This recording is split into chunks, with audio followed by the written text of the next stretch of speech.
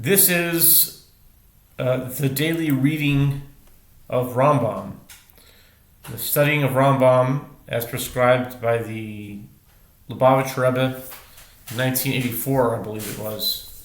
Started a program of learning RAMBAM every day. So they recently finished, by they I mean the Chabad, whoever is doing the Chabad learning program of RAMBAM, both cycles coincided. Whether you were doing one chapter a day and finishing in about 3 years, or whether you were doing 3 chapters a day and finishing in about 1 year. Is that right? 3 chapters a day, you finish in about a year, or if you do 1 chapter a day, you finish in about 3 years. And both of those cycles coincided this time, so we must be in a very special time right now. So it came like many things unwittingly. I had no idea. I saw some Chabad rabbis saying that today or yesterday was the Siyum, Tu B'Shvat, of the whole Rambam. So I figured, and I'd always been thinking about when are they going to finish? Because I remember in the past I would come by and they were doing the Siyum. It's probably just the 1 year one, but maybe it's like 3 years ago. That makes sense actually. About 3 years ago, it's not exactly a year. I think it's like 339 days is like what the year is. It's almost a year. So it's like almost 3 years, but it's not exactly 3 years, but it's less. But I remember, I think they were doing a scene. It was probably around. I'm trying to guess now. Maybe it was around maybe Kislev time. Does that make sense? Hanukkah time, 3 years ago. Like winter of 2022. I remember some Chabad guys were saying that we finished the Rambam cycle. Anyway, be it as it may, because it's not exactly a year, so there's time for the things to correlate, but just to catch up and match up with each other. And as it turns out, that's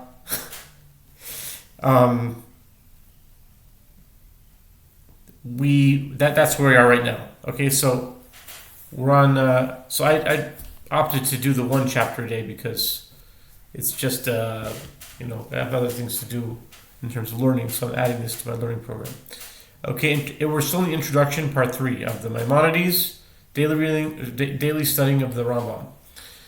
These principles apply regarding the judgments, decrees, ordinances, and customs which were established after the conclusion of the Talmud. Okay, so just to give you a background, in case you didn't see the first 2 videos, the Rambam was laying out the whole lineage, as it were, or the whole system of how the oral law came to be.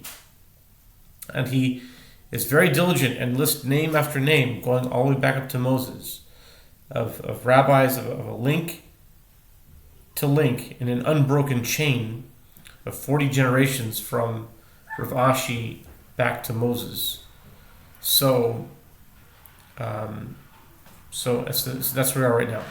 These principles apply regarding the judgments, decrees, ordinances, and customs which were established after the conclusion of the Talmud. However, all the matters mentioned by the Babylonian Talmud are incumbent upon the entire Jewish people to follow. We must compel each and every city and every country to accept all the customs that were put into practice by the sages of the Talmud, to pass decrees paralleling their decrees and to observe their ordinances, since all the matters in the Babylonian Talmud were accepted by the entire Jewish people. The Talmudic sages who established ordinances and decrees, put customs into practice, arrived at legal decisions, and taught the people concerning certain judgments, represented the totality of the sages of Israel, or at least the majority of them. They received the tradition regarding the fundamental aspects of the Torah in its entirety, generation after generation, in a chain beginning with Moses, our teacher. All the sages who arose after the conclusion of the Talmud and comprehended its wisdom, and whose prowess gained them a reputation, are called the Gaonim. All these Geonim that arose in Eretz Israel, Babylonia, Spain, and France taught the approach of the Talmud, revealing its hidden secrets and explaining its points, since the Talmud's manner of expression is very deep. Furthermore, it is composed in Aramaic with a mixture of other tongues. This language was understood by the people of Babylonia in the era when the Talmud was composed. However, in other places, and even in Babylonia, in the era of the Geonim, a person cannot understand this language unless he has studied it.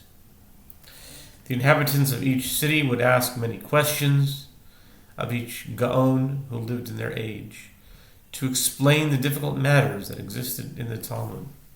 They would reply to them according to their wisdom.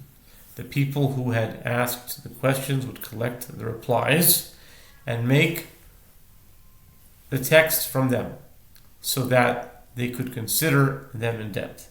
Also, the Geonim of each generation composed text to explain the Talmud. Some of them explained only certain halachot. Others explained selected chapters that had created difficulty in their age. Still, others explained entire tractates and orders.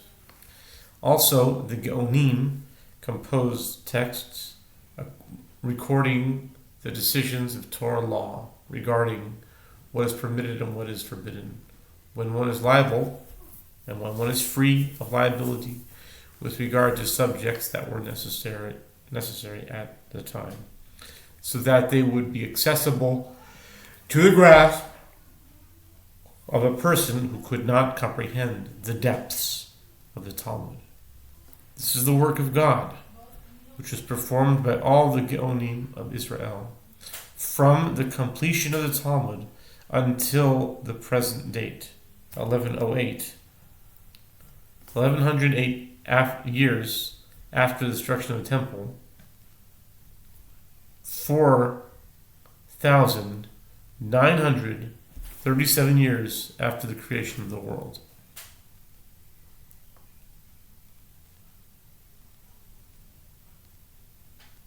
Hmm.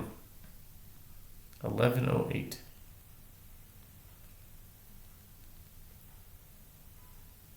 Hmm.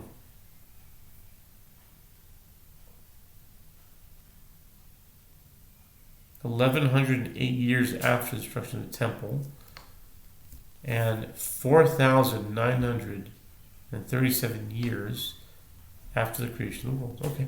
At this time, we have been beset by additional difficulties. Everyone feels financial pressure. The wisdom of our sages has become lost, and comprehension of our men of understanding has become hidden. Therefore, those explanations, laws, and replies, which the Geonim composed and considered to be fully explained material, have become difficult to grasp in our age, and only a select few comprehend these manners in the proper way.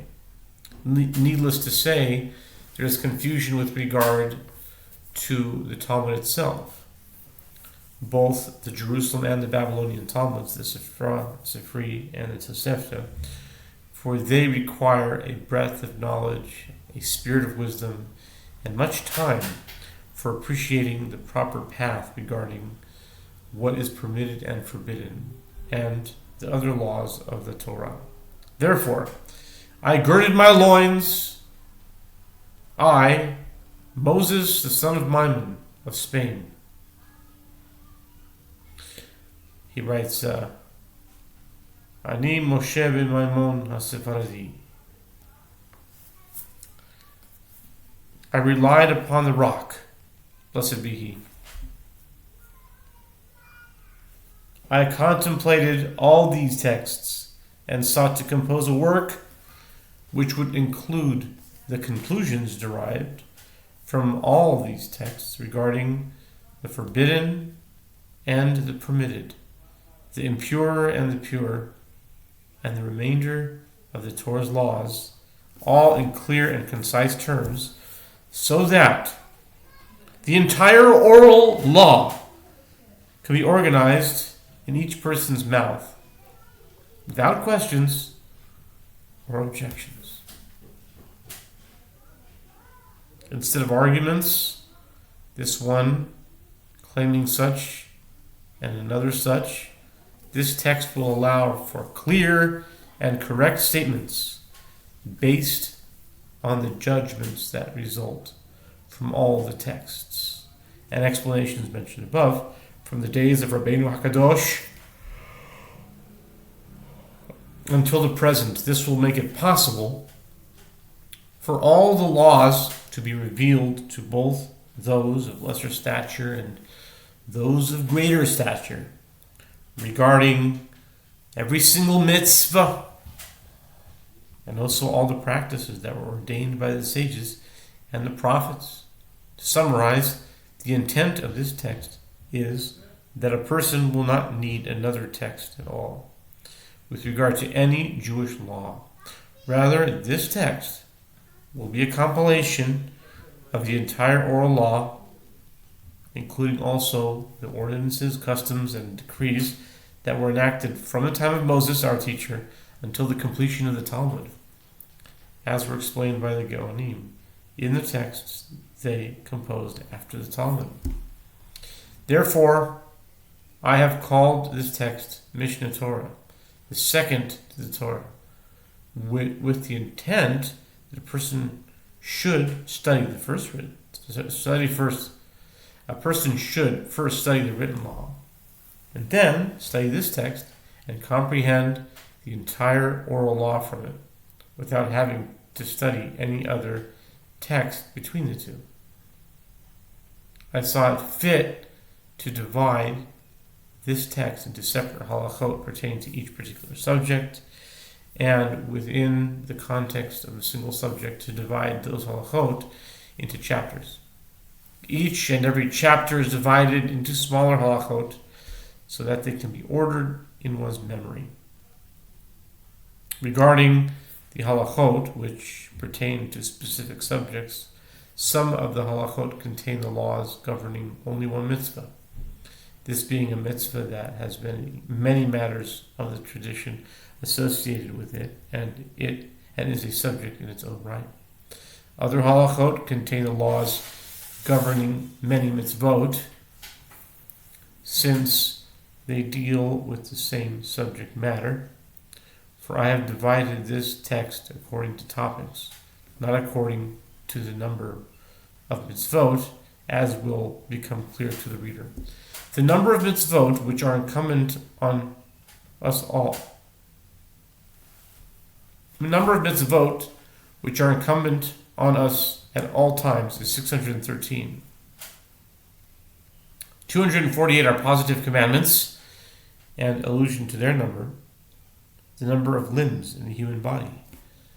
365 are the negative commandments, prohibitions, and allusion to their number, the number of days in a solar year.